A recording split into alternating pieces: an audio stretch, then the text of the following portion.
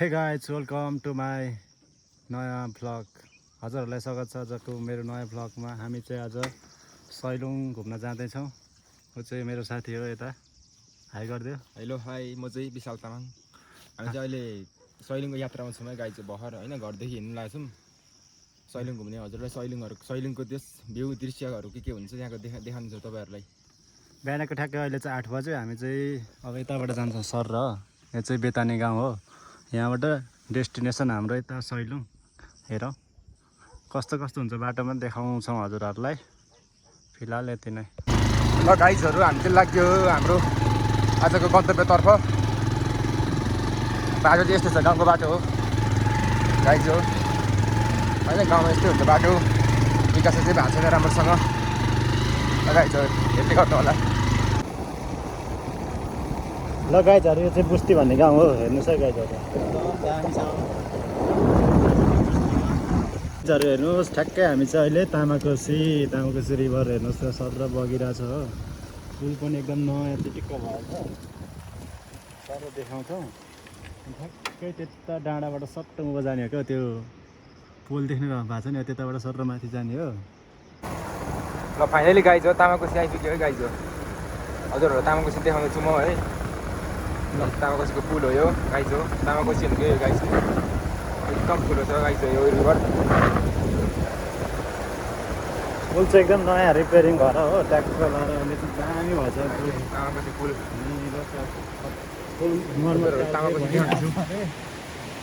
Tamakoshi guys हो।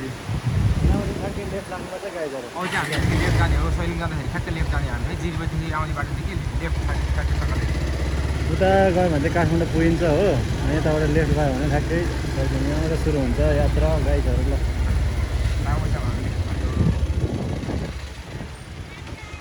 चाहिँ हाम्रो अफरोड हुने बाटो है गाइज हो।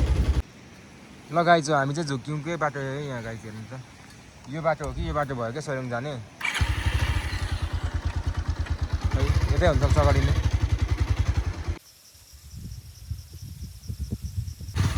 गाई चाहिँ हेर्नु न बाटो गति यस्तो छ।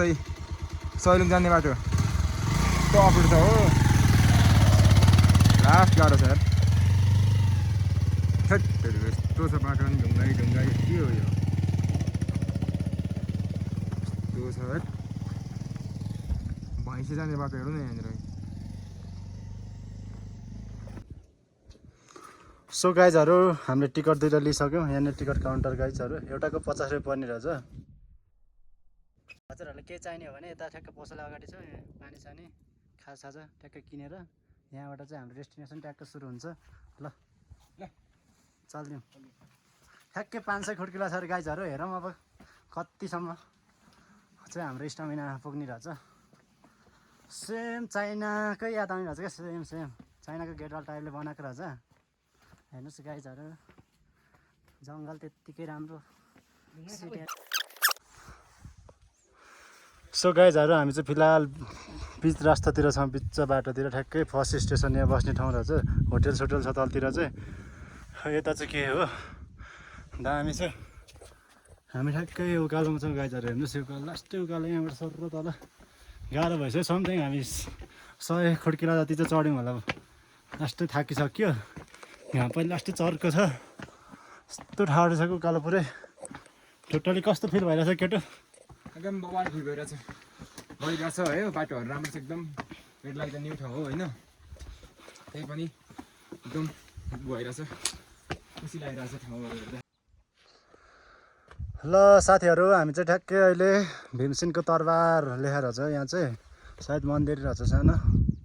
यहाँ आइपुग्यौँ। यताबाट सर र बाटो छ हो। केटो ल अगाडि हिँड्दै भन् त के हो कसो हो।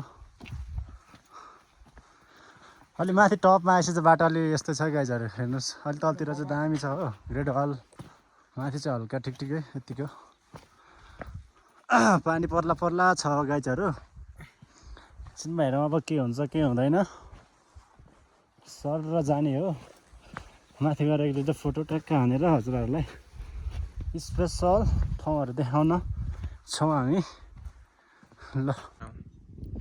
ल गाइजहरू फाइनल्ली हामी चाहिँ ठ्याक्कै सैलुङको टपमा आइपुग्यौँ। हेर्नुहोस् ल यस्तो छ माथि चाहिँ माथि ठ्याक्कै भ्यू टावर हो त्यहाँबाट यता चाहिँ धर्जी यसलाई त लुङदर धर्जी भन्छ गाइजहरू यसले दामी देखिरहेको छ हेर्नुहोस् त ठ्याक्क लाएर अनि त्यहाँ डाँडामा चाहिँ मेन एउटा कुरा छ धर्जी त्यहाँबाट अनि सानोसानोहरू लुङ्ताहरू छुट्याएको छ गाइजहरू हेरौँ अब ट्याक माथि जाने हो माथि गएर फोटोसोटो खिचेर कस्तो हुन्छ हेर्नुहोस् है गाइजहरू माथिबाट कतिको भ्यू कति देखिन्छ हेरौँ 100वटा थुङ्गा गाइजहरू यही हो फाइनल्ली भन्नुपर्दा चाहिँ त्यति साह्रो देख्दैन एउटा दुईवटा तिनवटा चारवटा कति देख्छ अब टोटल्ली पुरै स्पेसमा फैलेको होला त्यही भएर चाहिँ यहाँबाट फुल क्याप्चर भएको छैन हो मेनली चाहिँ माथि हो क्या यहाँ टप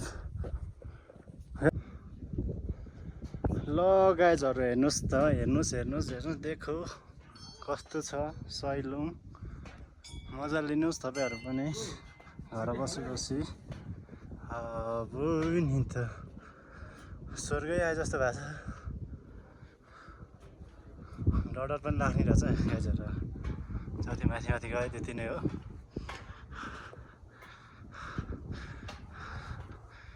हेरौँ त ल यतै हरियाली उतै हरियाली बादललाई उछिन्दै हामी अझ माथि पुग्दैछौँ क्या नेपालको झन्डा जय नेपाल यहीँ ल हेर्नु हो ल ओ यो होइन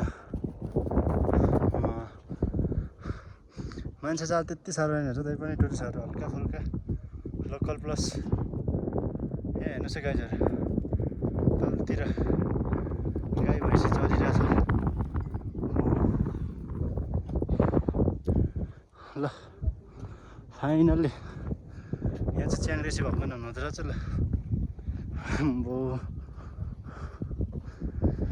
हो यहाँ चाहिँ ठुलो स्तूपा ए तलतिरबाट पनि बाटो छ गाइजहरू यताबाट पुग्न चाहिँ कहाँ पुग्छ तर त्यस बाटो छ केटा कस्तो लगिरहेछ दाजुले भन् त सर र एकदम ठाउँ राम्रो छ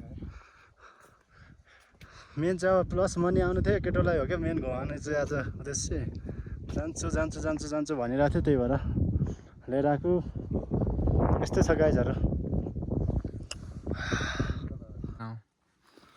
ल गाइजहरू हाम्रो चाहिँ ठ्याक्कै आज सैलुङको यात्रा चाहिँ करिब सक्यो नै भन्नु पऱ्यो होइन हामी ठ्याक्कै म त फर्किसकेको छौँ अहिले म त बाटोमा छौँ माथि टपमा पुगेर आइसक्यो यता केटो छ हो ल गाइज हामी चाहिँ फाइनली होइन सैलुङ घुमेर आइपुग्यौँ है एकदम राम्रो छ तपाईँहरू पनि भिजिट गर्न आउनु होला होइन एकदम बवाल छ ठाउँहरू है लोकेसन एकदम राम्रो छ हो राम्रो छ बाटो पनि राम्रो छ भ्यालीबाट धेरै नजिकै पर्छ हो खर्च पनि धेरै लाग्दैन तपाईँहरूले जति चाहिँदो होटलहरू मस्त बस्नलाई एकदम कम्फर्टेबल होटलहरू पाउनुहुन्छ हो अब भिडियो चाहिँ कन्टिन्यू आउँछ गाइजहरू हेर्नुहोस् सब्सक्राइब गरिदिनुहोस् अनि तपाईँहरू कहाँबाट हुनुहुन्छ कमेन्ट गरिदिनुहोस् मेन कमेन्ट गरेर ठ्याक्कै माया यसो दिनुहोस् ल धन्यवाद आजलाई यति नै